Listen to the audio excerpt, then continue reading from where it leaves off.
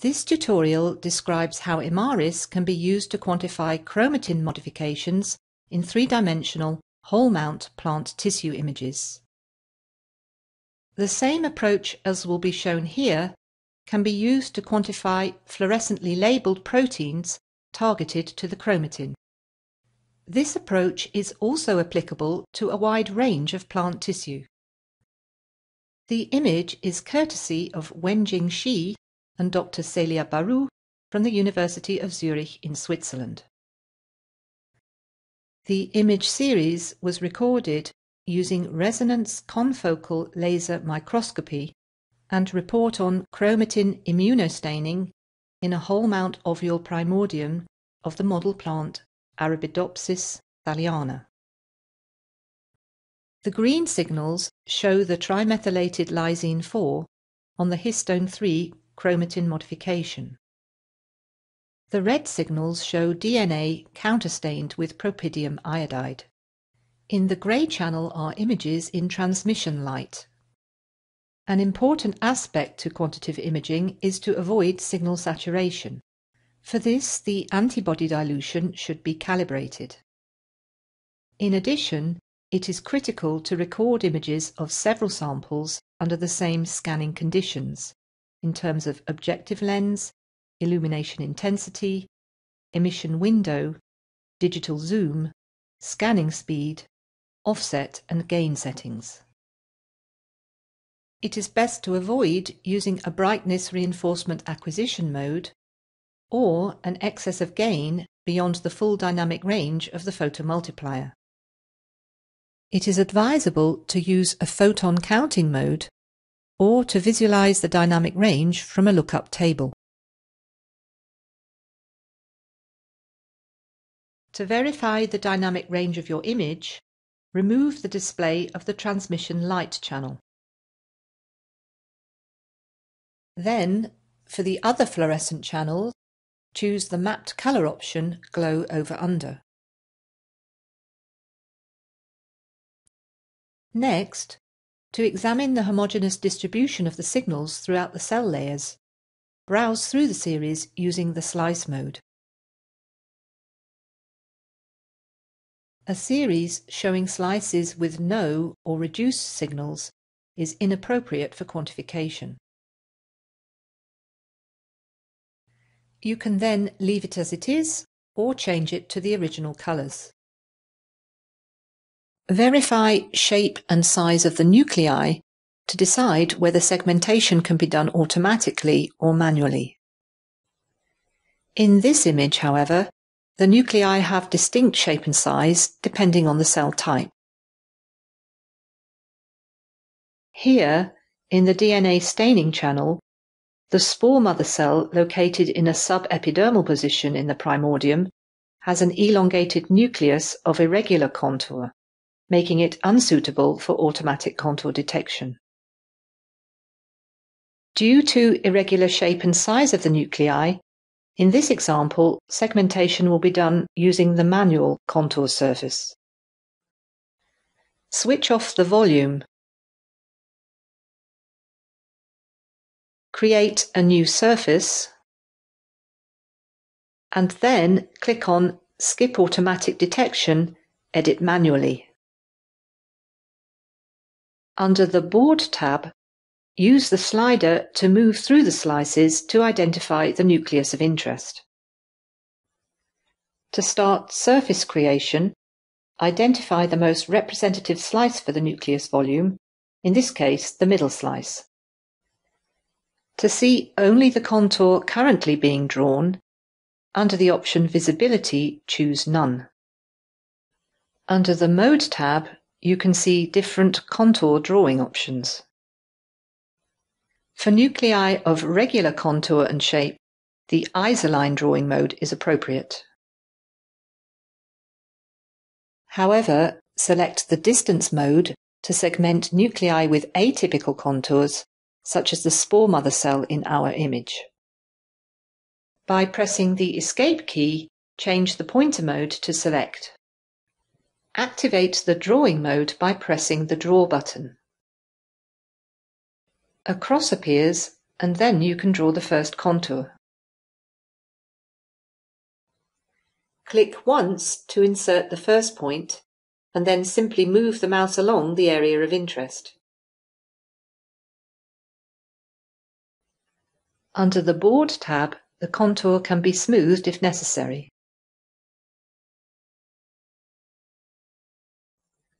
According to the size of the object you wish to segment, on the next slice you can either draw a new contour or you can copy and paste the contour from the previous slice.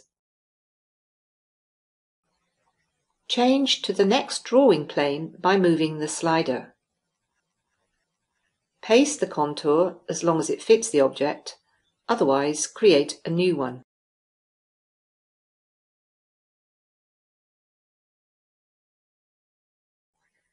To minimize the bias inherent in all manual methods, open the Display Adjustment window and increase the brightness of the slices where the signal is fading. This will not change the pixel intensity for the quantification, as only the display is modified. Select the appropriate slice, and using the same procedure, start with the contour drawing. Repeat the procedure until all necessary contours are created. Now start to draw contour lines for the other half of the nucleus. As you change the slider position, all previously created contours are shown. Select the appropriate slice, and using the same procedure, start with the contour drawing.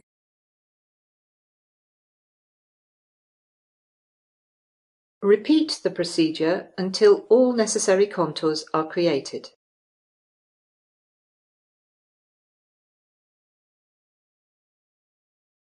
Draw contour lines for the whole nucleus, but as Imaris can extrapolate the surface through the slices, you do not need to draw a contour for every slice.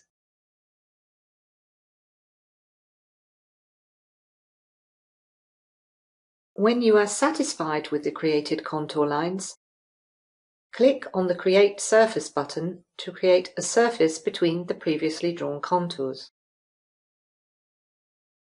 Click on the Settings tab to visualize it.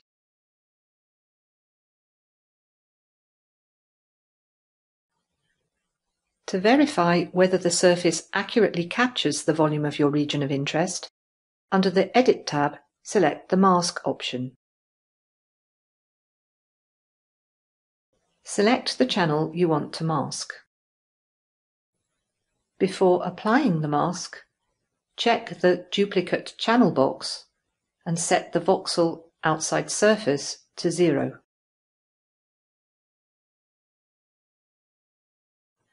An additional masking channel is automatically created.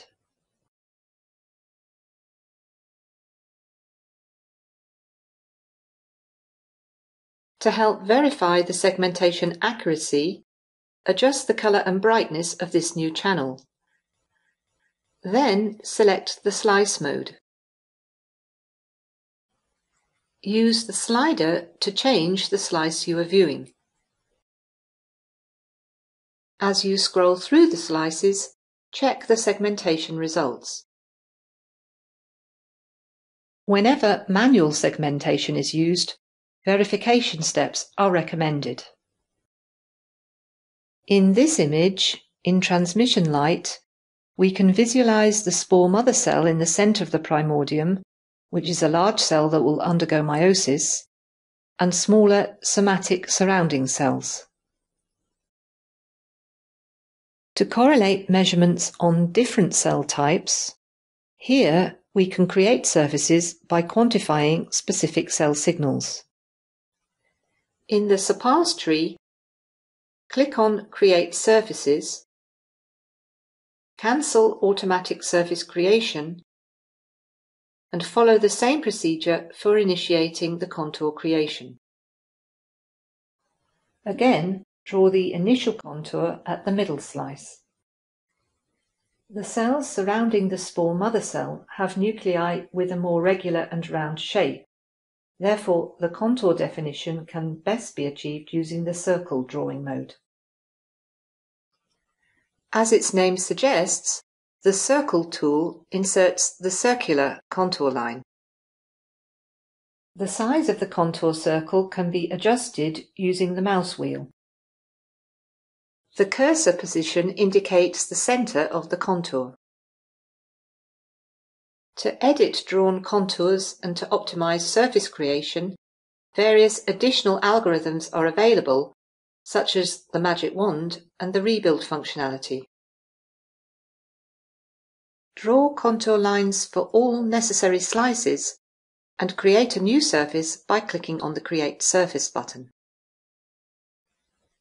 As our image contains only one spore mother cell for 100 somatic surrounding cells, the contours are drawn for the mother cell and 5 others.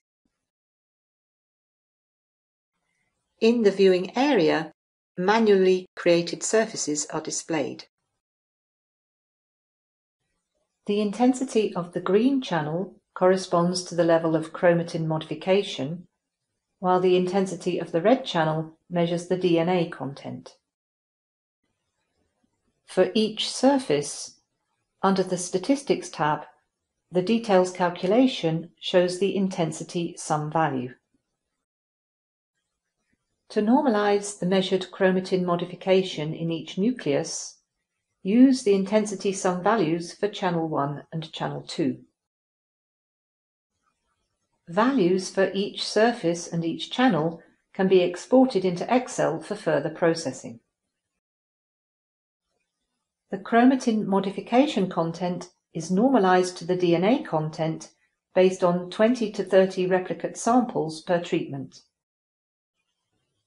The normalized level in the spore mother cell is expressed relative to the level of the surrounding somatic cells in each sample, and the overall distribution across several replicates is statistically evaluated. More information related to the data used for this video tutorial can be found in the publication by Wenjing Shi, Celia Baru and collaborators, Chromatin Reprogramming during the Somatic to Reproductive Cell Fate Transition in Plants. Thank you for watching this video.